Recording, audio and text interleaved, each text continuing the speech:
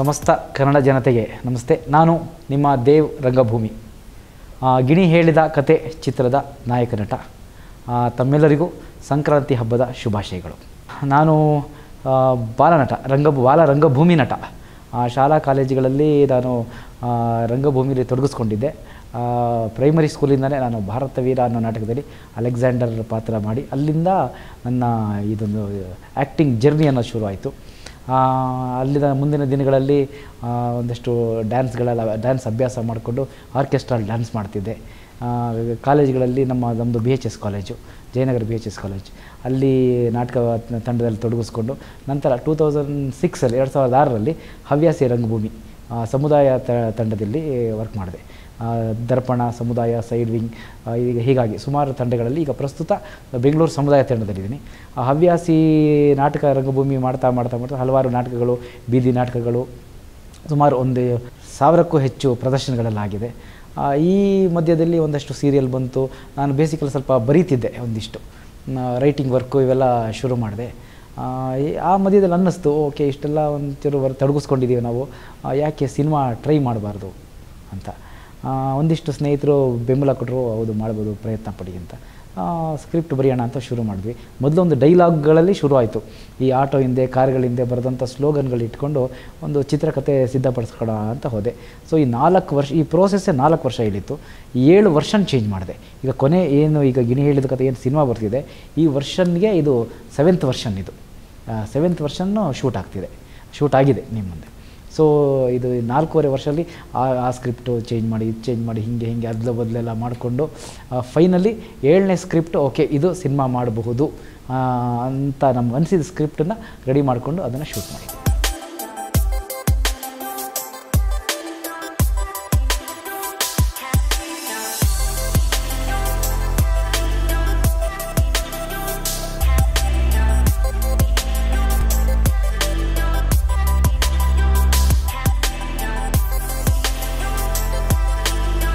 ನಿರ್ದೇಶಕರು, ನಮ್ಮ ಸಿನಿಮಾ ನಿರ್ದೇಶಕರು ನಾಗರಾಜ್ ಉಪ್ಪಂದ ಅಂತ. ಛಾಯಾಗ್ರಹಣ ಕೂಡ ಅವ್ರದ್ದೇ. ನಾನು ಮಿಸ್ಟರ್ ಆ್ಯಂಡ್ ಮಿಸಸ್ ರಂಗೇಗೌಡ ಅಂತ ಒಂದು ಸೀರಿಯಲ್ನಲ್ಲಿ ಒಂದು ಸಣ್ಣದಾಗಿ ರೈಟಿಂಗ್ ವರ್ಕಲ್ಲಿ ತೊಡಗಿಸ್ಕೊಂಡಿದ್ದೆ. ಆಗ ನನಗೆ ಅವರ ಪರಿಚಯ ಆಯಿತು.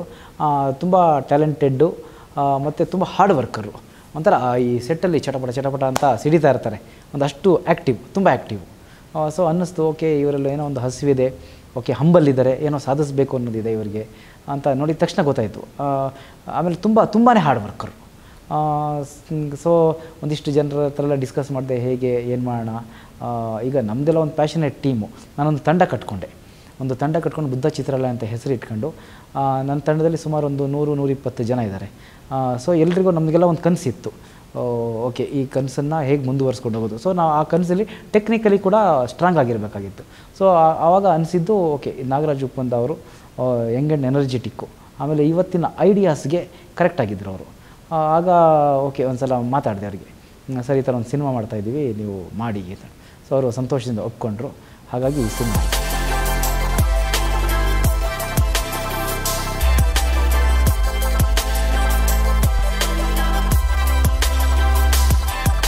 ಪಕ್ಕಾ ಫಿಕ್ಸ್ ಇದ್ದೆ. ಆಮೇಲೆ ಇಲ್ಲಿ ಕರ್ನಾಟಕ ರಂಗಭೂಮಿ ಏನು ಈ ಫೀಲ್ಡ್ ಇದೆ, ಇಲ್ಲಿ ಪ್ರತಿಯೊಬ್ಬರಿಗೂ ನನಗೆ ಗೊತ್ತಿತ್ತು. ಅಂದರೆ ರಂಗಭೂಮಿ ನಟ ಅಂತ ಗುರುತಿಸಿದ್ರು, ಎಲ್ರಿಗೂ ಗೊತ್ತಿತ್ತು. ಒಂದಷ್ಟು ಜನ ಸಿನಿಮಾದವ್ರಿಗೂ ಗೊತ್ತಿತ್ತು. ನಾವು ಯಾರಿಗಾದ್ರೂ ಸಿನಿಮಾದವ್ರಿಗೆ ಅಪ್ರೋಚ್ ಮಾಡಿದ್ರೆ, ಸರ್ ನಮಗೊಂದು ಅವಕಾಶ ಕೊಡಿ ಸರ್ ಅಂತ ಕೇಳಿದ್ರೆ, ರಂಗಭೂಮಿಯವರಲ್ರಿ ನೀವು, ಸೂಪರ್ ರೀ ನೀವೆಲ್ಲ ಬೆಳಿಬೇಕ್ರಿ ಹಿಂಗೆಲ್ಲ ಅಂತ ಇದ್ದರು. ಆದರೆ ಅವಕಾಶ ಯಾರೂ ಕೊಟ್ಟಿಲ್ಲ. ಸೊ ನಾನು ಯೋಚನೆ ಮಾಡ್ತಾಯಿದ್ದೆ, ಕಷ್ಟ ಇದು, ಎಲ್ಲರೂ ಬೆಳಿಬೇಕು ಅಂತಾರೆ, ಎಲ್ಲ ಒಳ್ಳೆಯದೆಲ್ಲ ಹೇಳ್ತಾರೆ, ಆದರೆ ಏನಾದರೂ ಒಂದು ಮಾಡಬೇಕು, ಅಟ್ಲೀಸ್ಟ್ ಒಂದು ಅವಕಾಶ ಆದರೂ ಕೊಡಬೇಕಲ್ಲ. ಎಲ್ಲರೂ ರಂಗಭೂಮಿಯವರು ಹೊಗಳ್ತಾರೆ, ಆದರೆ ಅವಕಾಶಗಳು ಕೊಡೋದಕ್ಕೆ ಯಾರೂ ರೆಡಿ ಇರಲ್ಲ. ಎಲ್ಲೋ ಕೆಲವು ಬೆರಳೆಣಿಕೆಯಷ್ಟು ರಂಗನಟರು ಮಾತ್ರ ನಿಮಗೆ ಕಾಣಕ್ಕೆ ಸಿಗ್ತಾರೆ. ಆದರೆ ತುಂಬ ಹಿಡನ್ ಟ್ಯಾಲೆಂಟ್ಸ್ ತುಂಬ ಜನ ಇದ್ದಾರೆ. ಬೆಳಕಿಗೆ ಬರದೇ ಇರುವಂಥ ರಂಗಭೂಮಿ ಪ್ರತಿಭೆಗಳು ಬಹಳಷ್ಟಿದೆ ಕನ್ನಡ ನಾಟಕ ರಂಗಭೂಮಿಯಲ್ಲಿ. ಸೊ ಹಾಗಾಗಿ ನಾನೇನು ತೀರ್ಮಾನ ಮಾಡಿದೆ, ಈಗ ನಾನೊಂದು ಸಿನಿಮಾ ಮಾಡ್ತಿದ್ದೀನಿ. ನಾನು ಬೇಸಿಕಲಿ ರಂಗಭೂಮಿಯವನಾಗಿದ್ದೀನಿ. ಸೊ ರಂಗಭೂಮಿಯವರ ಆದಷ್ಟು ಎಷ್ಟು ಜನರನ್ನಾಗುತ್ತೆ ಅಷ್ಟು ಜನರಿಗೆ ಅವಕಾಶ ಒದಗಿಸ್ಕೊಡ್ಬೇಕು ಅಂತ 87 ಕ್ಯಾರೆಕ್ಟರ್ ಇದೆ ನಮ್ಮ ಸಿನಿಮಾದಲ್ಲಿ. 87 ಕ್ಯಾರೆಕ್ಟ್ರಲ್ಲಿ 84 ಕ್ಯಾರೆಕ್ಟ್ರು ರಂಗಭೂಮಿಯವರ ಕೈಲೇ ಮಾಡ್ತಿದ್ದೀನಿ.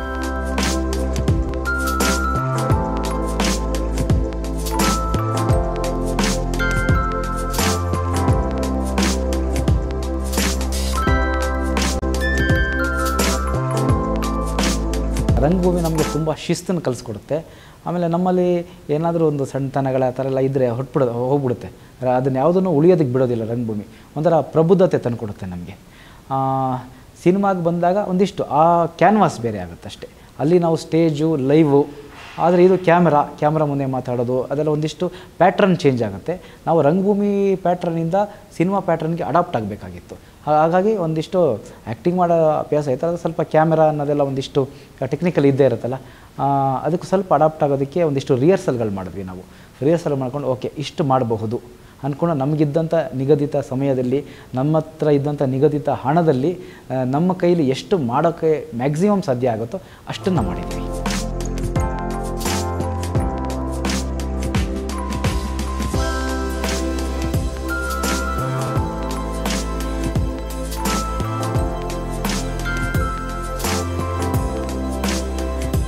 ತುಂಬ ಆಭಾರಿಯಾಗಿರ್ತೀನಿ ಧ್ರುವ ಸರ್ಜಾ ಸರ್ಗೆ. ಯಾಕಂದರೆ ಹೊಸಬ್ರು ಎಲ್ಲರೂ ಹೇಳ್ತಾರೆ, ಹೊಸಬ್ರು ಬರ್ತಿದ್ದಾರಪ್ಪ, ಹೊಸಬ್ರಿಗೆ ಸಪೋರ್ಟ್ ಮಾಡಬೇಕು ಹಾಗೆ ಹಿಂಗೆ ಅಂತ. ಆದರೆ ತುಂಬ ಜನ ಕೈಗೆ ಸಿಕ್ಕಲ್ಲ ಸರ್. ತುಂಬ ಜನ ಸೆಲೆಬ್ರಿಟೀಸು, ತುಂಬ ಜನ ದೊಡ್ಡವರಿಗೆಲ್ಲ ಪ್ರಯತ್ನ ಪಟ್ವಿ, ಯಾರಿಗೂ ಸಿಕ್ಕಲಿಲ್ಲ, ಅಪಾಯಿಂಟ್ಮೆಂಟ್ ಕೊಡಲಿಲ್ಲ ಅಂಥದ್ದೆಲ್ಲ ಕೆಲವೆಲ್ಲ ಅವರ ವೈಯಕ್ತಿಕ. ಪಾಪ ಧ್ರುವ ಸರ್ಜಾ ಸರ್ಗೆ ನಾವು ಈ ಥರ ಕೇಳ್ಕೊಂಡಾಗ ತಕ್ಷಣ ಕರೆದೇ ಬನ್ನಿ ಮಾಡಿಕೊಡ್ತೀನಿ ಅಂತ ಹೇಳಿ ಕರೆದು ನಮ್ಮ ಪಿಕ್ಚರ್ ಬಗ್ಗೆ ಪ್ರೀತಿಯಿಂದ 4 ಮಾತಾಡಿ ನಮ್ಮ ಸಾಂಗ್ನ ಬಿಡುಗಡೆ ಮಾಡಿಕೊಟ್ರು. ಅವ್ರಿಗೆ ಹೊಸಬ್ರನ್ನ ಬೆಳೆಸೋದಕ್ಕೆ ಒಂದು ಬುನಾದಿ ಹಾಕ್ಕೊಟ್ರು. ಹಾಗಾಗಿ ಧ್ರುವ ಸರ್ಜಾ ಸರ್ಗೆ ನಾನು ತುಂಬ ಆತ್ಮೀಯವಾಗಿ ನಾನು ವಂದನೆಗಳನ್ನ ಹೇಳ್ತೀನಿ.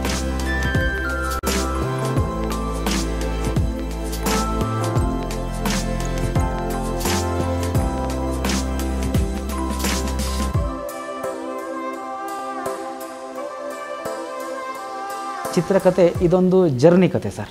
ಆಮೇಲೆ ನೀವು ನಾನು ತುಂಬ ಸಲ ಹೇಳಿದ್ದೀನಿ, ಸುಮಾರು ಇಂಟರ್ವ್ಯೂಸಲ್ಲಿ ಹೇಳಿದ್ದೀನಿ, ಎಲ್ಲರೂ ಈ ಒಂದು ತಮಿಳ್ ಸಿನಿಮಾಗಳ ಬಗ್ಗೆ ಹೋಲಿಸ್ತಾರೆ. ತಮಿಳಲ್ಲಿ ಸಿನಿಮಾ ಹೆಂಗೆ ಲೋಕಲ್ ಆಗಿ ಇದೆ ಗೊತ್ತಮ್ಮ, ಆ ಥರ ಎಲ್ಲ ಮಾತಾಡ್ತಾರೆ. ಸೊ ನಿಮಗೆ ಅದಕ್ಕಿಂತ ಫೀಲ್ ಸಿಗುತ್ತೆ ಇಲ್ಲಿ, ಒಂದು ಸ್ಥಳೀಯವಾಗಿ ನಡೆಯುವಂಥ ಕತೆ. ನೀವು ಬಂದಾಗ ಒಂದು 10 ನಿಮಿಷ ಮಾತ್ರ ನೀವು ಕೂತ್ಕೋತೀರ. 10 ನಿಮಿಷ ನಿಮಗೆ ನಾನು ಥಿಯೇಟ್ರಲ್ಲಿ ಕೂತಿದ್ದೀನಿ ಅನಿಸುತ್ತೆ. 11ನೇ ನಿಮಿಷ ನಿಮಗೆ ನಾನು ಇನ್ವಾಲ್ವ್ ಆಗಿದ್ದೀನಿ, ನಾನು ಕತೆ ಒಳಗಡೆ ಇದ್ದೀನಿ ಅಂತ ನಿಮಗೆ ಪಕ್ಕ ಅನಿಸುತ್ತೆ. ಅಂದರೆ ನಮ್ಮ ಮಧ್ಯೆ ನಡೀತಾ ಇದೆ ಕತೆ. ಇದು ಏನಿಲ್ಲ, ಸಿಂಪಲ್. ಒಂದು ಬೆಂಗಳೂರಿನ ಒಂದು ಮಧ್ಯಮ ವರ್ಗದ ಒಂದು ಏರಿಯಾ. ಆ ಏರಿಯಾದಲ್ಲಿ ಒಬ್ಬಳು ಬಜಾರಿ ಹೆಂಗಸು, ಬಡ್ಡಿ ಕೊಡುವಂಥ ಹೆಂಗಸು, ಅವಳಿಗೊಬ್ಬಳು ಸುಂದರವಾದ ಮಗಳು. ಆ ಹೆಂಗಸ ಹತ್ರ ಒಬ್ಬ ಡ್ರೈವರ್ ಸಾಲ ತೊಗೊಂಡಿರ್ತಾನೆ. ಸಾಲ ತೊಗೊಂಡು ಈಗ ಬಡ್ಡಿ ಕೊಡೋ ಒಂದು ಪ್ರೋಸೆಸ್ಸಲ್ಲಿ ಆ ಮಗಳನ್ನ ನೋಡಿ ಇಷ್ಟಪಡ್ತಾ ಇರ್ತಾನೆ. ಇಷ್ಟಪಟ್ಟು ಮುಂದೆ ಏನು ನಡೆಯುತ್ತೆ ಅನ್ನೋದೊಂದು ಲವ್ ಸ್ಟೋರಿ. ಆ ಮಧ್ಯದಲ್ಲಿ ಅವ್ರ ಡ್ರೈವರ್ಗೆ ಒಂದು ಇದು ಸಿಗುತ್ತೆ, ಒಂದು ಬಾಡಿಗೆ ಸಿಗುತ್ತೆ. ಒಬ್ಬ ಪ್ಯಾಸೆಂಜರ್ನ ಡ್ರಾಪ್ ಮಾಡೋಕ್ಕೆ ಹೋಗಬೇಕಾಗುತ್ತೆ. ಆ ಲವ್ ಸ್ಟೋರಿನ ಪ್ಯಾಸೆಂಜರ್ಗೆ ನರೇಟ್ ಮಾಡ್ತಾ ಹೋಗ್ತಾನೆ, ಅವನ ಕತೆ ಹೇಳ್ತಾ ಹೋಗ್ತಾನೆ. ಆ ಕತೆ ಕೊನೆಯಲ್ಲಿ ಎಲ್ಲಿ ಪ್ಯಾಸೆಂಜರ್ಗೆ ಹೇಗೆ ಏನು ಕನೆಕ್ಟ್ ಆಗುತ್ತೆ. ಆಮೇಲೆ ಈ ಕಥೆಯಲ್ಲಿ ಗಿಣಿ ಬರುತ್ತೆ. ಗಿಣಿ ಏನು ಹೇಳುತ್ತೆ ಅನ್ನೋದೇ ಒಂದು ಥ್ರಿಲ್ಲಿಂಗ್ ಸಸ್ಪೆನ್ಸ್ ಆಗಿ ಒಂದು ತಿರುವು ಅಂತ ಹೇಳ್ಬೋದು.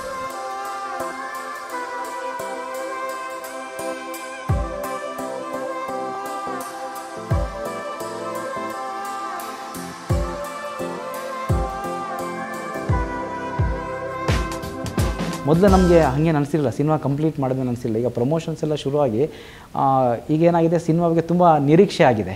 ನಿರೀಕ್ಷೆ ಇರೋದು ನನಗೆ ಗೊತ್ತಿರಲಿಲ್ಲ. ಬೇರೆಯವರೆಲ್ಲ ಹೇಳ್ತಾ ನಮ್ಮ ಸರೌಂಡಿಂಗು, ಸಿನಿಮಾ ಜನ ಎಲ್ಲ ಹೇಳ್ತಾ ಎಷ್ಟು ನಿರೀಕ್ಷೆ ಇದೆ ಅಂತ ಅನಿಸಿದಾಗ, ಅಯ್ಯೋ ಹೊಸಬರ ಸಿನಿಮಾಗೆ ಇಷ್ಟು ನಿರೀಕ್ಷೆ ಹುಟ್ಕೊಂಡಿದ್ಯಾ ಅಂತ ನನಗೆ ಒಂದು ಕ್ಷಣ ಖುಷಿ ಆಯಿತು, ಒಂದು ಕ್ಷಣ ಗಾಬರಿ ಆಯಿತು. ಅಯ್ಯೋ ಇಷ್ಟು ನಿರೀಕ್ಷೆ ಇದೆ, ಓಕೆ ನನಗೆ ಕಾನ್ಫಿಡೆನ್ಸ್ ಇದೆ. ನಾನು ಎಲ್ರಿಗೂ ಹೇಳ್ತೀನಿ ನೋಡಿ, ನಮ್ಮ ಸಿನಿಮಾದಲ್ಲಿ ಈ ಪಕ್ಕಾ ನಾವು ಸಕ್ಸಸ್ ಆಗ್ತೀವಿ ಅಂತ ಡೇ 1 ಸ್ಕ್ರಿಪ್ಟ್ ಲೆವೆಲಿಂದ ನಾನು ಹೇಳಿದ್ದೀನಿ. ಸೊ ಇವತ್ತಿಗೂ ಅದನ್ನೇ ಹೇಳ್ತೀನಿ.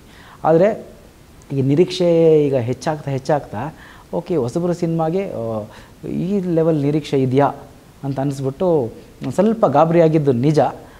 ಆದರೆ ಆ ನಿರೀಕ್ಷೆ ಫೈನಲಿ ಏನು, ಈಗ ಒಂದು 100-150 ಕೋಟಿ ಬಡ್ಜೆಟ್ ಹಾಕಿ ಸಿನಿಮಾ ಮಾಡ್ತಾರೆ, ಒಂದು 2 ಕೋಟಿ ಬಡ್ಜೆಟ್ ಹಾಕಿನೂ ಸಿನಿಮಾ ಮಾಡ್ತಾರೆ. ಆದರೆ ಈ ಸಿನಿಮಾದ ಗುರಿ ಒಂದು ಜನರನ್ನ ಚಿಂತನೆಗೆ ಹಚ್ಚಬೇಕು, ಇಲ್ಲಾಂದರೆ ಅವರಿಗೆ ಮನೋರಂಜನೆ ಕೊಡಬೇಕು. ಆ ಮನೋರಂಜನೆ ಕೊಡೋದ್ರಲ್ಲಿ ನಾವು ಪಕ್ಕಾ ಯಶಸ್ವಿ ಆಗ್ತೀವಿ ಅನ್ನೋದು ನನಗೆ ತುಂಬ ಶ್ಯೂರ್ ಇದ್ದೀನಿ ಸರ್.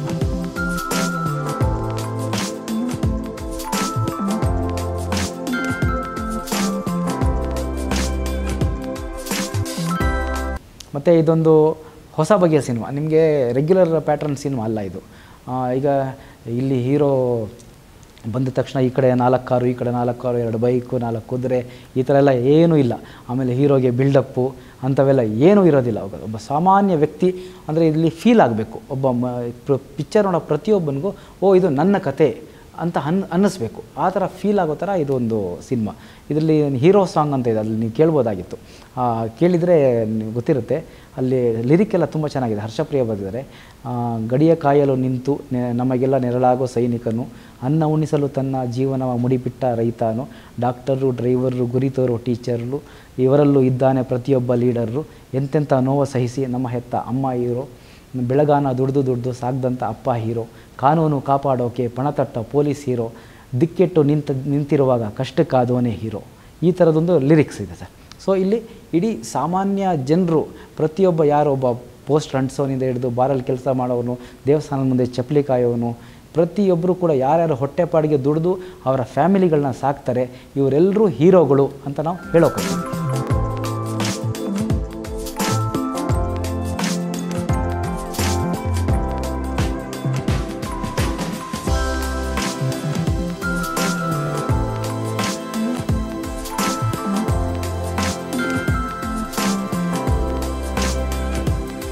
ನಮಸ್ತೆ ವೀಕ್ಷಕರೇ, ನಾನು ಗಿಣಿ ಹೇಳಿದ ಕತೆ ಚಿತ್ರದ ನಟಿ ಗೀತಾಂಜಲಿ. ನಾನು ಮೂಲತಃ ಬೆಂಗಳೂರಿನವಳೆ. ನಾನು ಓದಿದ್ದೆವು ಬೆಳೆದಿದ್ದೆಲ್ಲನೂ ಸಹ ಬೆಂಗಳೂರು. ನಾನು ಓದಿರೋಂಥ ಕಾಲೇಜ್ SGRC ಕಾಲೇಜ್ನಲ್ಲಿ BA ಕಂಪ್ಲೀಟ್ ಮಾಡಿದ್ದೀನಿ. ಚಿಕ್ಕ ವಯಸ್ಸಿಂದನೂ ತುಂಬ ಆಸೆ ಇತ್ತು ಈ ಒಂದು ಫೀಲ್ಡಿಗೆ ಬರಬೇಕು, ನಾನು ಒಬ್ಬಳು ಕಲಾವಿದೆ ಆಗಬೇಕು ಅಂತ. ಬಟ್ ಎಲ್ಲೋ ಒಂದು ಕಡೆ ಇರುತ್ತಲ್ಲ, ಮನೇಲಿ ಪ್ರಾಬ್ಲಮ್ಸ್ ಇರ್ಬೋದು, ಇಲ್ಲ ಹೆಣ್ಣು ಹುಡುಗಿ ಹೋಗೋದು ಬೇಡ, ಅಲ್ಲೆಲ್ಲ ಸರಿ ಇರಲ್ಲ ಅನ್ನೋ ಒಂದು ಪ್ರಶ್ನೆ ಬಂದೇ ಬರುತ್ತೆ.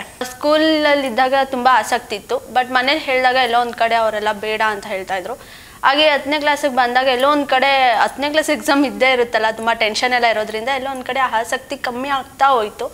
ಸರಿ ಆಯಿತು, PUC ಬಂದೆ. PUC ಆದಮೇಲೆ ಡಿಗ್ರಿಗೆ ಬಂದೆ. ಡಿಗ್ರಿನಲ್ಲಿ ನನ್ನ ಈ ಒಂದು ಫೀಲ್ಡಿಗೆ ಬರಬೇಕು ಅನ್ನೋ ಆಸಕ್ತಿ ತುಂಬ ಹೆಚ್ಚಾಯಿತು. ಅದಾದಮೇಲೆ ಎಲ್ಲ ಡ್ಯಾನ್ಸ್ ಕ್ಲಾಸ್ ಆಗಿರ್ಬೋದು, ಆ್ಯಕ್ಟಿಂಗ್ ಕ್ಲಾಸ್ ಆಗಿರ್ಬೋದು, ಎಲ್ಲ ಕ್ಲಾಸಿಗೂ ಅಮ್ಮ ಅಪ್ಪ ಎಲ್ಲರನ್ನೂ ಒಪ್ಪಿಸಿ ಸೇರಿಕೊಂಡೆ.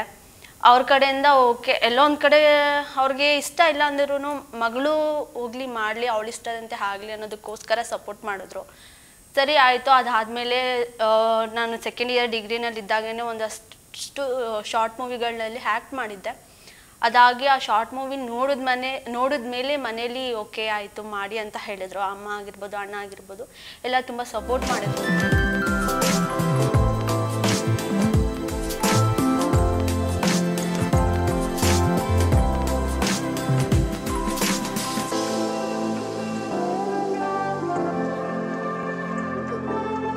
ಮಾಡಲಿಕ್ಕೆ ಟ್ರೈ ಮಾಡ್ತಾ ಇದ್ದೆ. ಎಲ್ಲ ಕಡೆ ಆಡಿಷನ್ ಎಲ್ಲ ಕೊಡ್ತಾ ಇದ್ದೆ. ಆಡಿಷನ್ಗೆ ಅಂದಿದ ತಕ್ಷಣವೇ ನನಗೆ ಭಯ ಸ್ಟಾರ್ಟ್ ಆಗಿಬಿಡುತ್ತೆ. ಯಾಕಂದರೆ ಇಷ್ಟೊಂದು ಸಿಕ್ಕಾಪಟ್ಟೆ ಆಡಿಷನ್ ಅಟೆಂಡ್ ಮಾಡಿದ್ದೀನಿ, ಎಲ್ಲೂ ಸಹ ನಾನು ಸೆಲೆಕ್ಟ್ ಆಗಿಲ್ಲ. ಓಕೆ ಹೇಳ್ತೀನಿ ಅಂತಲೇ ಕಳಿಸ್ತಾ ಇದ್ರು. ಈವನ್ ನಾನು ಕೋರ್ಸ್ ಮಾಡಿರೋ ಅಂಥ ಪ್ರತಿಯೊಂದು ಸರ್ಟಿಫಿಕೇಟ್ಗಳನ್ನು ತೊಗೊಂಡು ಹೋಗ್ತಾ ಇದ್ದೆ. ಫೋಟೋಶೂಟ್ ಕೂಡ ಮಾಡಿಸಿದ್ದೆ. ಎಲ್ಲ ನೋಡ್ತಿದ್ರು. ಸರಿ ಮೇಡಮ್, ನಾನು ನಿಮ್ಗೆ ಹೇಳ್ತೀನಿ ಅಂದ್ಬಿಟ್ಟು ಕಳಿಸ್ಬಿಡ್ತಾಯಿದ್ರು. ಅದಕ್ಕೆ ಎಲ್ಲಾದರೂ ಆಡಿಷನ್ ಇದೆ ಬನ್ನಿ ಅಂತ ಹೇಳಿದ ತಕ್ಷಣ ಎಲ್ಲೋ ಒಂದು ಕಡೆ ಅಯ್ಯೋ ಹೋಗಬೇಕಾ ಅಂತ ಬೇಜಾರು ಸ್ಟಾರ್ಟ್ ಆಗ್ತಾಯಿತ್ತು. ಸರಿ ಆಯಿತು ಅಂತ ಒಂದು ಆಡಿಷನ್ ಅಟೆಂಡ್ ಮಾಡಿದ್ದೆ. ಅದು ಅಟೆಂಡ್ ಮಾಡಿದ್ಮೇಲೆ ಅವರು ನನ್ನ ಸೆಲೆಕ್ಟ್ ಮಾಡಿಲ್ಲ. ಸೊ ಅವರಿಂದ ಈ ಒಂದು ಸಿನಿಮಾಗೆ ರೆಫರ್ ಮಾಡಿದ್ರು. ಇನ್ನೊಂದು ಆಡಿಷನ್ ಇದೆ, ನಮ್ಮದ್ರಲ್ಲಿ ಸೆಲೆಕ್ಟ್ ಆಗಿಲ್ಲ, ಇದೊಂದು ಅಟೆಂಡ್ ಮಾಡಿ, ತುಂಬ ಚೆನ್ನಾಗಿದೆ ಸ್ಟೋರಿ ಅಂತ ಹೇಳಿದರು. ಸರಿ ಆಯಿತು ಅಂದ್ಬಿಟ್ಟು ನಾನು ಈ ಆಡಿಷನ್ ಎಷ್ಟೊಂದು ಅಟೆಂಡ್ ಮಾಡಿದ್ದೀನಿ, ಇದೊಂದು ಅಟೆಂಡ್ ಮಾಡಿಬಿಡೋಣ ಅಂತ ಹೋಗಿದ್ದೆ. ಅಟೆಂಡ್ ಮಾಡಿದೆ. ಒಂದು ಡೈಲಾಗ್ ಕೊಟ್ಟಿದ್ದರು. ಡೈಲಾಗ್ ಪ್ರಾಕ್ಟೀಸ್ ಎಲ್ಲ ಮಾಡಿ ಹೇಳಿದ್ಮೇಲೆ ಸೇಮ್ ದೇವು ಸರ್ ಅದೇ ಹೇಳಿದರು, ನಾನು ನಿಮ್ಗೆ ಇನ್ಫಾರ್ಮ್ ಮಾಡ್ತೀನಿ ಅಂತ ಹೇಳಿದರು. ಎಲ್ಲೋ ಒಂದು ಕಡೆ ಭಯ ಇತ್ತು. ಓಕೆ ಇದನ್ನು ಬಿಡೋ ಆಗೋದಿಲ್ಲ. ಸರಿ ಆಯಿತು, ಇನ್ನು ಮೇ ಬಿ ಯಾವುದೂ ಚಾನ್ಸ್ ಸಿಕ್ಕಲ್ಲ ಅಂದ್ಬಿಟ್ಟು ಓಕೆ ಸ್ಟಡೀಸ್ ಕಡೆ ಗಮನ ಹೆಚ್ಚಿಕೊಡ್ತಾ ಇದ್ದೆ. ಮರ್ತೋಗ್ಬಿಟ್ಟಿದ್ದೆ. ಆ್ಯಕ್ಚುಲಿ ನಾನು ಈ ಸಿನಿಮಾಗೆ ಆಡಿಷನ್ಗೆ ಹೋಗಿ ಅಟೆಂಡ್ ಮಾಡಿದ್ದೀನಿ ಅಂತ ಮರ್ತೋಗ್ಬಿಟ್ಟಿದ್ದೆ. ಸರಿ ಆಯಿತು ಅಂದಮೇಲೆ ಒಂದು 2 ವೀಕ್ಸ್ ಆದಮೇಲೆ ಸರ್ ಕಾಲ್ ಮಾಡಿದರು, ನೀವು ಸೆಲೆಕ್ಟ್ ಆಗಿದ್ದೀರಾ, ಸ್ಟೋರಿ ಹೇಳ್ತೀನಿ, ಒನ್ಲೈನ್ ಸ್ಟೋರಿ ಎಲ್ಲ ಹೇಳ್ತೀನಿ ಅಂತ ಮೀಟ್ ಮಾಡಿ ಅಂತ ಹೇಳಿದರು. ಸರಿ ಆಯಿತು ಅಂದ್ಬಿಟ್ಟು ಮೀಟ್ ಮಾಡಿದಾಗ ಸ್ಟೋರಿ ಎಲ್ಲ ಹೇಳಿದರು. ಎಷ್ಟೋ ಸ್ಟೋರಿಗಳು ಕೇಳಿದ್ದೀನಿ. ಆಡಿಷನ್ ಇಲ್ಲದೇ ಒಂದಷ್ಟು ಸ್ಟೋರಿಗಳು ಬಂದಿದ್ರು. ಮೇಡಮ್ ಡೈರೆಕ್ಟಾಗಿ ನಾವು ಆಡಿಷನ್ ಮಾಡ್ತಿಲ್ಲ, ಡೈರೆಕ್ಟಾಗಿ ಸೆಲೆಕ್ಟ್ ಮಾಡಿಕೊಂಡು ಮೂವೀಸ್ನೆಲ್ಲ ಸ್ಟಾರ್ಟ್ ಮಾಡ್ತಿದ್ದೀನಿ ಅಂತ. ಬಟ್ ಎಷ್ಟೊಂದು ಸ್ಟೋರೀಸ್ಗಳನ್ನ ಕೇಳಿದ್ದೀನಿ. ಆದರೆ ಅದಕ್ಕೆಲ್ಲದಕ್ಕಿಂತ ಡಿಫ್ರೆಂಟ್ ಆಗಿರೋಂಥ ಸ್ಟೋರಿ ಗಿಣಿ ಹೇಳಿದ ಕತೆ. ತುಂಬಾ ಇಷ್ಟ ಆಯಿತು. ಆಡಿಷನಲ್ಲಿ ಆ್ಯಕ್ಚುಲಿ ನನಗೆ ಗೊತ್ತಿರಲಿಲ್ಲ ಸ್ಟೋರಿ ಏನು ಅಂತ, ಆದ್ರೂ ಅಟೆಂಡ್ ಮಾಡಿದ್ದೆ. ಇವರು ಆ ಸ್ಟೋರಿ ಹೇಳಿದ್ಮೇಲೆ ತುಂಬಾ ಖುಷಿ ಆಯಿತು. ಸದ್ಯ ಇಷ್ಟು ವರ್ಷ ವೆಯ್ಟ್ ಮಾಡಿದ್ದಕ್ಕೂ ಸಹ ನನಗೆ ಒಳ್ಳೆ ಸ್ಟೋರಿ ಸಿಕ್ಕಿದೆ ಅಂತ ಹೇಳಿ ಹೋಗ್ಬಿಟ್ಟು ಅವ್ರ ಜೊತೆ ಮಾತಾಡಿ ಆದಮೇಲೆ ಫಸ್ಟ್ ಡೇ ಸೆಟ್ಗೆ ಹೋದ್ಮೇಲೆ ತುಂಬಾ ಗಾಬರಿ ಇತ್ತು. ಯಾಕಂದರೆ ಚಿಕ್ಕ ಚಿಕ್ಕ ಶಾರ್ಟ್ ಮೂವಿಗಳು ಮಾಡಿರೋದು ನಾವು. ಇವರೆಲ್ಲ ರಂಗಭೂಮಿ ಕಲಾವಿದರು ಅಂತ ಗೊತ್ತಾದಾಗಂತೂ ಇನ್ನೂ ಭಯ ಇತ್ತು. ಅಮ್ಮ ಜೊತೆ ಹೋಗಿದ್ದೆ ಫಸ್ಟ್ ಡೇ, ನೈಟ್ ಶೂಟ್ ಇತ್ತು ಆ್ಯಕ್ಚುಲಿ ನಮ್ಮದು. ತುಂಬ ಭಯ ಆಗ್ತಿತ್ತು, ಯಾಕಂದರೆ ನನಗೆ ಯಾರೊಬ್ಬರು ಗೊತ್ತಿಲ್ಲ ಸೆಟ್ನಲ್ಲಿ. ಗೊತ್ತಿದ್ದಂದರೆ ಯಾರಿರ್ಬೋದು, ಮೇಕಪ್ ಮ್ಯಾನ್ ಸರ್ ಒಬ್ಬರು ಗೊತ್ತಿದ್ರು ಅಷ್ಟೇ. ಅವ್ರು ಬಿಟ್ಟು ಬೇರೆ ಯಾರೂ ಗೊತ್ತಿರಲಿಲ್ಲ ನನಗೆ. ತುಂಬ ಭಯ ಆಗ್ತಿತ್ತು. ಸರಿ ಆಯಿತು ಅಂತ ಹಾಗೆ ನಮ್ಮದೆಲ್ಲ ಸೀನೆಲ್ಲ ಸ್ಟಾರ್ಟ್ ಆದಾಗ ಪ್ರತಿಯೊಬ್ಬರು ಹೇಗಂದರೆ ನಮ್ಗೆ ಎಷ್ಟೋ ವರ್ಷಗಳಿಂದ ಗೊತ್ತಿದ್ರು ಅನ್ನೋ ರೀತಿನಲ್ಲಿ ನಮ್ಮ ಜೊತೆ ನಡ್ಕೊಂಡ್ರು. ತುಂಬ ಸಪೋರ್ಟ್ ಮಾಡಿದ್ರು. ಒಂದೊಂದು ಡೈಲಾಗ್ಸ್ ನನಗೆ ಹೇಳಕ್ಕೆ ಬರ್ತಿರ್ಲಿಲ್ಲ, ಅದೆಲ್ಲ ಯಾವ ರೀತಿನಲ್ಲಿ ಹೇಳಬೇಕು ಅಂತೆಲ್ಲ ಹೇಳ್ಕೊಟ್ರು. ಮತ್ತು ಎಕ್ಸ್ಪ್ರೆಷನ್ ಆಗಿರ್ಬೋದು, ರಂಗಭೂಮಿ ಕಲಾವಿದರು ಅಂದರೆ ಅಫ್ಕೋರ್ಸ್ ಅವ್ರಿಗೆಲ್ಲನೂ ಗೊತ್ತಿರುತ್ತೆ. ಅವ್ರ ಜೊತೆಯಲ್ಲಿ ನಾನು ಮಾಡಿದ್ದೀನಿ ಅಂದರೆ ತುಂಬಾ ಖುಷಿ ಆಗುತ್ತೆ.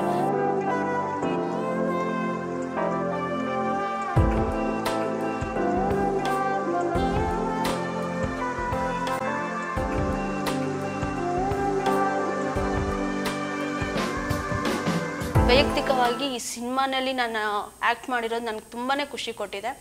ಅದು ಅಷ್ಟೇ, ಈ ಸಿನಿಮಾ ಸೆಟ್ಟಿಗೆ ಬಂದಾಗ ಅಮ್ಮ ಆಗಿರ್ಬೋದು, ಅಣ್ಣ ಪ್ರತಿಯೊಬ್ಬರೂ ಸಹ ತುಂಬ ಖುಷಿಯಿಂದ ಬರ್ತಿದ್ರು, ಎಲ್ಲರ ಜೊತೆ ಮಾತಾಡ್ತಿದ್ರು. ಅವ್ರಿಗೆ ಇವಳು ಹೋಗಿದ್ದ ದಾರಿನಲ್ಲಿ ನಾವು ಹೋಗಿದ್ದಕ್ಕೆ ಎಲ್ಲೋ ಒಂದು ಕಡೆ ಒಳ್ಳೇದಾಗ್ತಿದೆ ಅಂತ ಅವ್ರಿಗೂ ಅನಿಸಿದೆ ಅಂದ್ಕೊಳ್ತೀನಿ ನಾನು. ತುಂಬ ಖುಷಿ ಆಗುತ್ತೆ. ಇನ್ನೊಂದು ಹೇಳಬೇಕಂದ್ರೆ, ನನ್ನ ಬಿಟ್ಟು ಪ್ರತಿಯೊಬ್ಬರು ಸಹ ರಂಗಭೂಮಿ ಕಲಾವಿದರೆ. ಅವರು ನನಗೆ ಒಂದಿಷ್ಟ ಆಗೋದು ಏನಂದರೆ, ರಂಗಭೂಮಿ ಕಲಾವಿದರಲ್ಲಿ ಇಷ್ಟು ತಿಂಗಳು ಶೂಟಿಂಗಲ್ಲೆಲ್ಲ ಮಾಡಿದ್ದೀವಿ. ಅವರು ಇದರಲ್ಲಿ ಯಾವುದೇ ಅಹಂ ಇಲ್ಲ, ಯಾವುದೇ ಅಹಂಕಾರ ಇಲ್ಲ, ನಾನು ಅನ್ನೋದಿಲ್ಲ. ಮೊದಲಿಗೆ ನಾನು ಅನ್ನೋದು ಯಾರೊಬ್ಬರಲ್ಲೂ ಸಹ ಇಲ್ಲ. ಎಲ್ಲರೂ ನಾವು ಅಂತಲೇ ನೋಡ್ತಾರೆ. ಅದು ನನಗೆ ತುಂಬಾ ಖುಷಿ ಕೊಟ್ಟಿದೆ.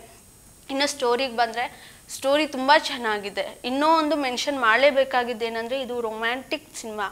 ಬಟ್ ಹೀರೋಯಿನ್ ಆಗಿರ್ಬೋದು, ಹೀರೋ ಆಗಿರ್ಬೋದು, ಎಲ್ಲೂ ಕೂಡ ಟಚ್ ಮಾಡಲ್ಲ. ಟಚ್ ಮಾಡ್ದೇನೂ ರೊಮ್ಯಾಂಟಿಕ್ ಆಗಿ ಆ್ಯಕ್ಟ್ ಮಾಡ್ಬೋದು ಅಂತ ಈ ಸಿನಿಮಾದಲ್ಲಿ ನಾವು ತೋರಿಸ್ತಾ ಇದ್ದೀವಿ. ತುಂಬ ಚೆನ್ನಾಗಿದೆ. ನನ್ನ ಕ್ಯಾರೆಕ್ಟರ್ ಬಂದ್ಬಿಟ್ಟು ಅಮೃತ.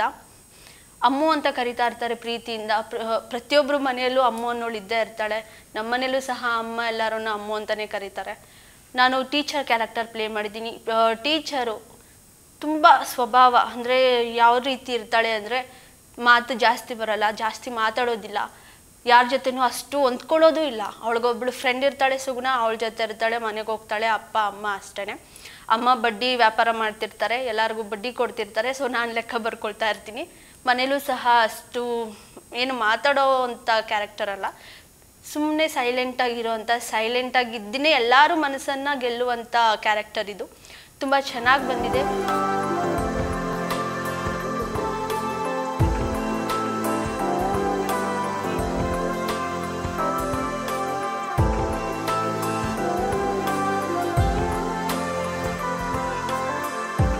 ಹೀರೋ ಬಗ್ಗೆ ಹೇಳಬೇಕಂದ್ರೆ, ಹೀರೋರು ಸಹ ದೇವು ಸರ್ ಹೀರೋ ಆಗಿ ಮತ್ತು ಪ್ರೊಡ್ಯೂಸರ್ ಆಗಿರೋವಂಥದ್ದು.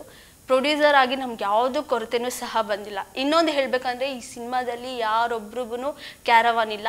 ಎಷ್ಟೇ ದೊಡ್ಡ ಆರ್ಟಿಸ್ಟ್ಗಳಾಗಿರ್ಬೋದು, ರಂಗಭೂಮಿ ಆರ್ಟಿಸ್ಟ್ಗಳು ಎಷ್ಟು ದೊಡ್ಡವರಾಗಿದ್ರು, ಸೀನಿಯರ್ಸ್ ಆಗಿದ್ರು, ಯಾರೊಬ್ರಿಗೂ ಕ್ಯಾರವಾನ್ ಇಲ್ಲ ಇದರಲ್ಲಿ. ಎಲ್ಲರೂ ಸಹ ಒಬ್ಬರೇ ಎಲ್ಲಿ ಜಾಗ ಸಿಗುತ್ತೋ ಅಲ್ಲೇ ಕುತ್ಕೊಂಡು ಊಟ ಮಾಡಿಬಿಡ್ತಾಯಿದ್ರು. ಅಲ್ಲೇ ಕುತ್ಕೊಂಡು ಟೈಮ್ ಸಿಕ್ಕಿದ ತಕ್ಷಣ ಹರಟೆ ಹೊಡಿತಾಯಿದ್ರು. ತುಂಬ ಒಳ್ಳೆ ಸಿನಿಮಾನಲ್ಲಿ ನಾನು ಆ್ಯಕ್ಟ್ ಮಾಡಿದ್ದೀನಿ ಅಂತ ಹೇಳ್ಕೊಳ್ಳೋದಕ್ಕೂ ತುಂಬ ಖುಷಿ ಆಗುತ್ತೆ.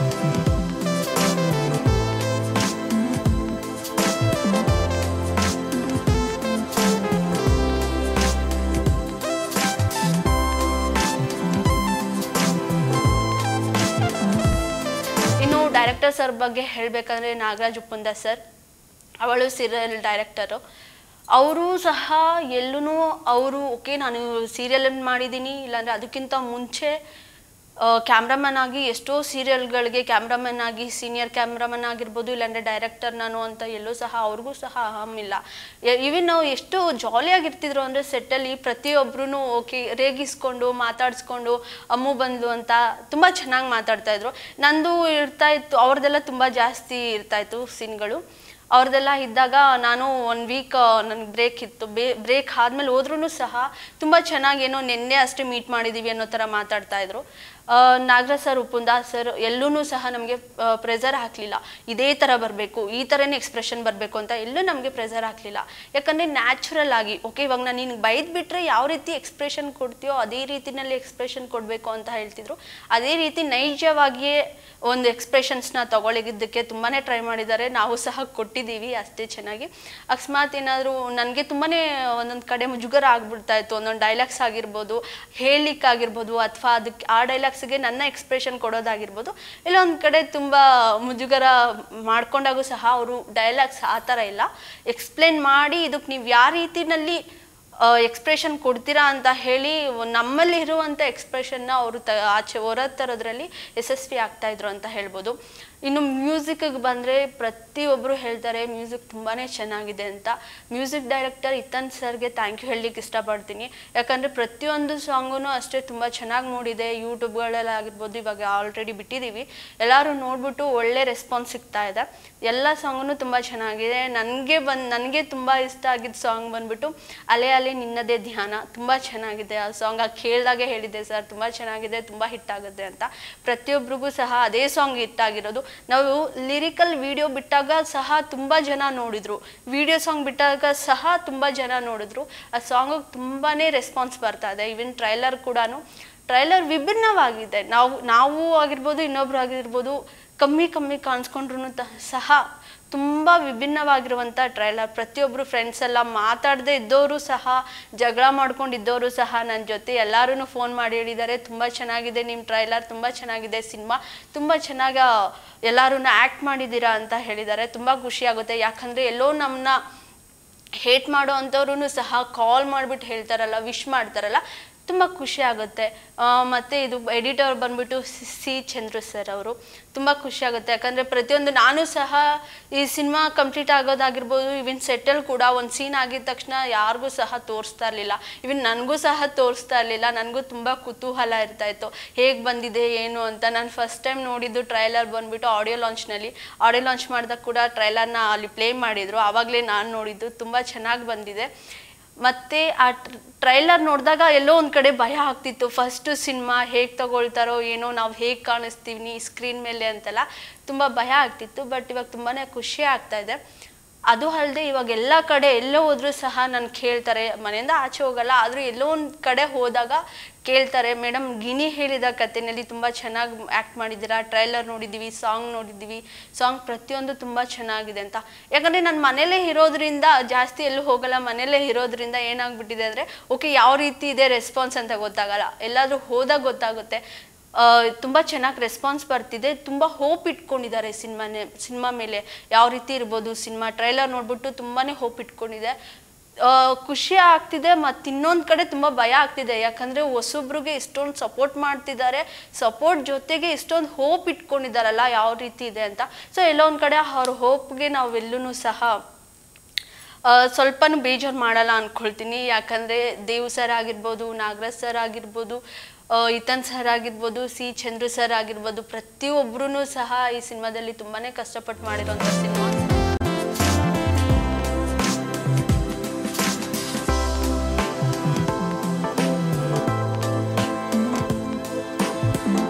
ಸರ್ ಅವರು 4 ವರ್ಷಗಳ ಕಾಲ ಈ ಸ್ಕ್ರಿಪ್ಟ್ ಮಾಡಿದ್ದಾರೆ ಸ್ಟೋರಿಗೆ. ಅವ್ರು ನನಗೆ ಹೇಳಿದಾಗ ನಂಗೆ ತುಂಬಾ ಅವರು ಇಷ್ಟೊಂದು ಕಷ್ಟಪಟ್ಟು ಮಾಡಿರೋಂಥ ಸ್ಕ್ರಿಪ್ಟ್ಗೆ ನಾನು ಸೆಲೆಕ್ಟ್ ಆಗಿದ್ದೀನಿ ಅನ್ನೋದು ತುಂಬ ಖುಷಿ ಆಯಿತು. ಎಲ್ಲೋ ಒಂದು ಕಡೆ ಓಕೆ ಆಡಿಷನ್ಗೆ ಅಳ್ದಿರೋದು ಮತ್ತು ಅವ್ರ ಕೈಲೇನೋ ಹೊಂಚ್ಕೊಂಡಿರೋದು ಅದೆಲ್ಲ ಲೈಕ್ ಹಿಂಗೆ ಬಂದೆ ಹೀಗೆ ಹೋಗ್ಬಿಟ್ಟಿತ್ತು. ಯಾಕಂದ್ರೆ ಅದೆಲ್ಲ ಮರೆತೇ ಹೋಗ್ಬಿಟ್ಟಿತ್ತು ಇವ್ರು ಹೇಳಿದ್ದು, ಮತ್ತು ಇಲ್ಲಿ ಆ್ಯಕ್ಟ್ ಮಾಡಿದ್ರಲ್ಲಿ ನನಗೆ ಅದೆಲ್ಲ ಮರೆತೇ ಹೋಯಿತು. ತುಂಬ ಖುಷಿ ಆಗ್ತಿದೆ ಇವಾಗ. ಇನ್ನೂ ಹೇಳಬೇಕಂದ್ರೆ ಈ ಸಿನಿಮಾನಲ್ಲಿ ನಮ್ಮ ಜೊತೆ ಆರ್ಟಿಸ್ಟ್ಗಳಾಗಿರ್ಬೋದು, ಟೆಕ್ನಿಷಿಯನ್ಸ್ ಟೀಮ್ ಆಗಿರ್ಬೋದು, ಬ್ಯಾಕ್ಗ್ರೌಂಡಲ್ಲಿರುವಂತಹ ಪ್ರತಿಯೊಬ್ಬರೂ ಸಹ ತುಂಬ ಸಪೋರ್ಟ್ ಮಾಡಿದ್ದಾರೆ.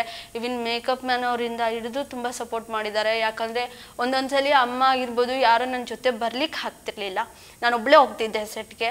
ಅವಾಗ ಎಲ್ಲೂ ಸಹ ನನಗೆ ಭಯ ಆಗ್ತಿರ್ಲಿಲ್ಲ. ಯಾಕಂದರೆ ಪ್ರತಿಯೊಬ್ಬರು ಇವಾಗ ದೇವ್ ಸರ್ ಬ್ಯುಸಿ ಇದ್ದರೆ ಬೇರೆಯವ್ರು ಮಾತಾಡ್ಸ್ಕೊಂಡು ಕೂತ್ಕೊಳ್ತಾ ಇದ್ರು, ಅವ್ರು ಬ್ಯುಸಿ ಇದ್ದರೆ ಇನ್ನೊಬ್ರು ಬಂದು ಮಾತಾಡಿಸ್ತಾ ಇದ್ರು. ಅಂದರೆ ಕಂಫರ್ಟೇಬಲ್ ಇರ್ತಿತ್ತು ನನಗೊಂಥರ ಕಂಫರ್ಟೇಬಲ್. ಎಲ್ಲರೂ ಮನೆಯವ್ರ ಥರನೇ ಇರ್ತಾ ಇದ್ವಿ, ಎಲ್ಲ ಮನೆಯವ್ರ ಮನೆಯವ್ರ ಥರನೇ ಮನೆಯೇ ಆಗ್ಬಿಟ್ಟಿತ್ತು. ಆ್ಯಕ್ಚುಲಿ ಮನೆಯವ್ರ ಥರ ಇರ್ತಿದ್ವಿ ಅನ್ನೋದಕ್ಕಿಂತ ಮನೆಯೇ ಆಗ್ಬಿಟ್ಟಿತ್ತು.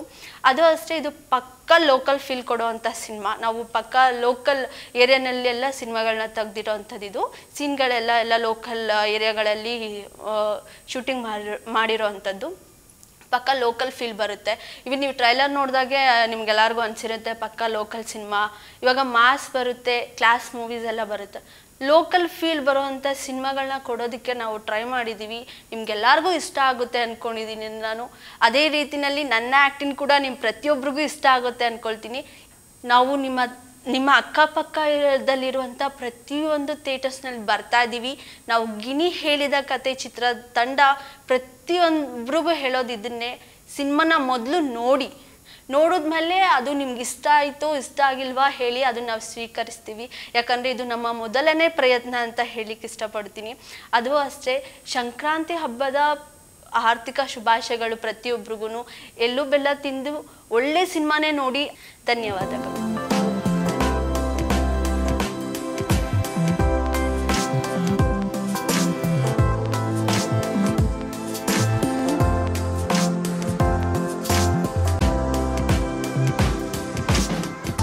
ಹಾಯ್, ಎಲ್ರಿಗೂ ನಮಸ್ಕಾರ. ಪಬ್ಲಿಕ್ ಟಿವಿಯ ಸಮಸ್ತ ವಾಹಿನಿಯ ನಮ್ಮ ಎಲ್ಲ ವೀಕ್ಷಕರಿಗೂ ಗಿಣಿ ಹೇಳಿದ ಕತೆ ಚಿತ್ರತಂಡದಿಂದ ಸುಸ್ವಾಗತ.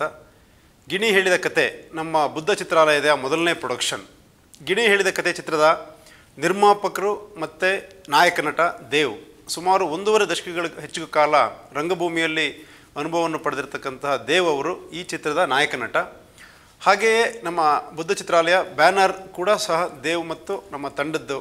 ಮತ್ತು ಈ ಚಿತ್ರದ ನಿರ್ದೇಶಕರು ಮತ್ತು ಛಾಯಾಗ್ರಹಣ ನಾಗರಾಜ್ ಉಪ್ಪುಂದ ಅವರು. ನಾಗರಾಜ್ ಉಪ್ಪುಂದ ಅವರು ಈ ಹಿಂದೆ ಸುಮಾರು ಧಾರಾವಾಹಿಗಳಲ್ಲಿ ಮಾಡಿದ್ದಾರೆ. 15 ವರ್ಷಕ್ಕೂ ಹೆಚ್ಚು ಕಾಲ ಅವರು ಸಿನಿಮಾ ಮತ್ತು ಟಿ ವಿ ಕ್ಷೇತ್ರದಲ್ಲಿ ತಮ್ಮ ಅನುಭವವನ್ನು ಪಡ್ಕೊಂಡಿದ್ದಾರೆ. ಅವರು ಈ ಚಿತ್ರದ ಛಾಯಾಗ್ರಾಹಕರು ಹೌದು, ಹಾಗೆ ನಿರ್ದೇಶಕರು ಹೌದು. ಮತ್ತು ಮ್ಯೂಸಿಕ್ ಬಂದು ಹಿತನ್ ಹಾಸನ್ನು ಮುಂಚೆ ಕಿಚ್ಚ ಸುದೀಪ್ ಅವರ ಅಭಿನಯ ಚಕ್ರವರ್ತಿ ಅಂತ ಒಂದು ಆಲ್ಬಮ್ ಮಾಡಿ ತುಂಬ ಒಳ್ಳೆಯ ರೆಸ್ಪಾನ್ಸ್ ಬಂದಿತ್ತು. ಅದಾದ ನಂತರ ಅವರೇ ಹೀರೋ ಆಗಿ ಒಂದು ಸಣ್ಣ ಬ್ರೇಕ್ನ ನಂತರ ಅಂತ ಇತ್ತೀಚೆಗೆ ತಾನೇ ಬಿಡುಗಡೆ ಆಗಿತ್ತು. ಅದರ ಹಾಡುಗಳು ಸಹ ತುಂಬ ಒಳ್ಳೆಯ ರೆಸ್ಪಾನ್ಸನ್ನು ತಗೊಂಡಿತ್ತು. ಈ ಚಿತ್ರದಲ್ಲೂ ಅವರು ಮ್ಯೂಸಿಕನ್ನು ಕೊಟ್ಟಿದ್ದಾರೆ. ಈಗಾಗಲೇ ಟ್ರೈಲರ್ ಹಾಡುಗಳು ಲಾಂಚ್ ಆಗಿದೆ, ಟ್ರೈಲರ್ ಲಾಂಚ್ ಆಗಿದೆ. ತುಂಬ ಒಳ್ಳೆ ರೆಸ್ಪಾನ್ಸ್ ಇದೆ.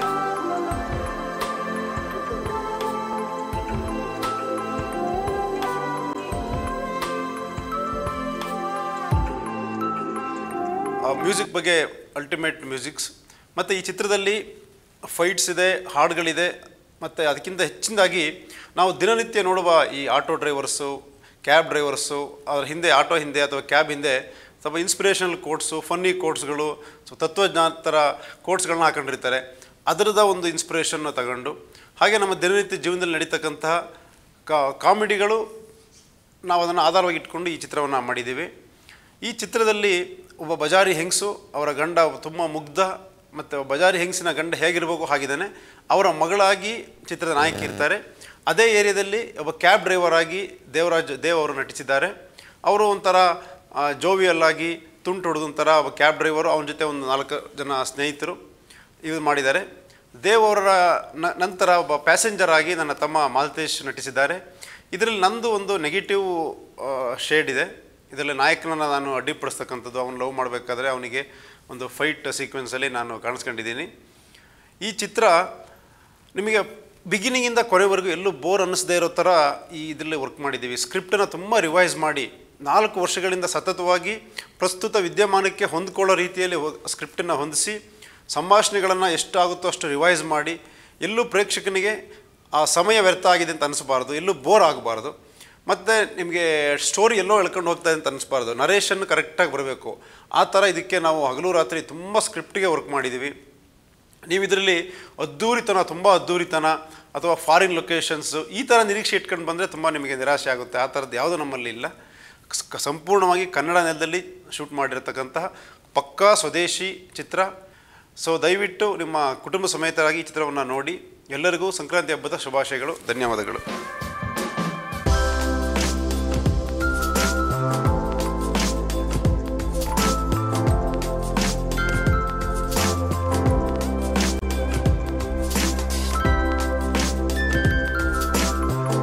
ಹಾಯ್, ಎಲ್ರಿಗೂ ನಮಸ್ಕಾರ.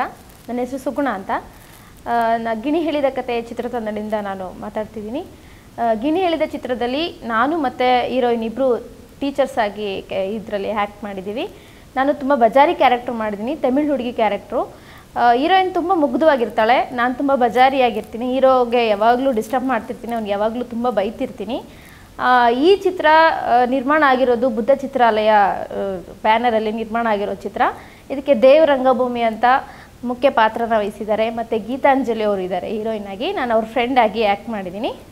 ಆಮೇಲೆ ಈ ಚಿತ್ರದಲ್ಲಿ ಮುಖ್ಯವಾಗಿ ಕೈಲಾಶ್ ಕಿಂಗ್ ಅಂತಲೇ ಅನಿಸ್ಕೊಂಡಿರೋಂಥ ಈತನ್ ಹಾಸನ್ ಅವರು ಮ್ಯೂಸಿಕ್ ಮಾಡಿದ್ದಾರೆ. ತುಂಬ ಅದ್ಭುತವಾಗಿ ಮ್ಯೂಸಿಕ್ ಮಾಡಿದ್ದಾರೆ. ಮತ್ತು ಲಹರಿ ಮ್ಯೂಸಿಕಲ್ಲೇ ಈ ಹಾಡುಗಳನ್ನ ರಿಲೀಸ್ ಮಾಡಿದ್ದೀವಿ, ಯೂಟ್ಯೂಬಲ್ಲಿ ನೀವೆಲ್ಲ ನೋಡ್ಬೋದು.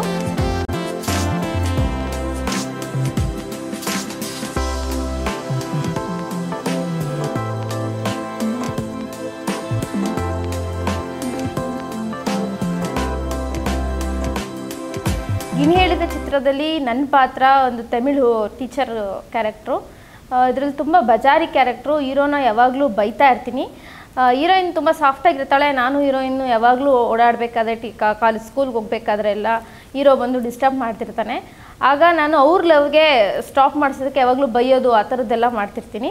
ಅಂಥ ಟೈಮಲ್ಲಿ ಹೀರೋ ಫ್ರೆಂಡು ನನ್ನನ್ನು ಲವ್ ಮಾಡೋಕ್ಕೆ ಸ್ಟಾರ್ಟ್ ಮಾಡ್ತಾರೆ. ನಾವಿಬ್ಬರು ಲವ್ ಸ್ಟಾರ್ಟ್ ಆಗುತ್ತೆ, ಅವರಿಬ್ಬರು ಲವ್ ಸ್ಟಾರ್ಟ್ ಆಗೋಲ್ಲ. ನಾನೇ ಹೀರೋಗೆ ಬೈತಾ ಇರೋಳು ಹೋಗಿ ಮತ್ತೆ ಹೀರೋಗೆ ನಾನೇ ಹೆಲ್ಪ್ ಮಾಡೋ ಅಂಥ ಕ್ಯಾರೆಕ್ಟ್ರು, ಆ ಸಿಚುವೇಶನ್ನು ಕ್ರಿಯೇಟ್ ಆಗುತ್ತೆ. ತುಂಬ ಜೋಕ್ಸು, ತುಂಬ ಫನ್ಸ್ ಎಲ್ಲ ಇರುತ್ತೆ. ಆಮೇಲೆ ಕೊನೆವರೆಗೂ ನಿಮಗೆ ಏನಾಗುತ್ತೆ ಅನ್ನೋ ಸಸ್ಪೆನ್ಸ್ ಎಲ್ಲ ಇರುತ್ತೆ. ಸಿನಿಮಾ ತುಂಬ ಚೆನ್ನಾಗಿರುತ್ತೆ. ಈ ಸಿನಿಮಾ ಗಿಣಿ ಹೇಳಿದ ಕತೆ.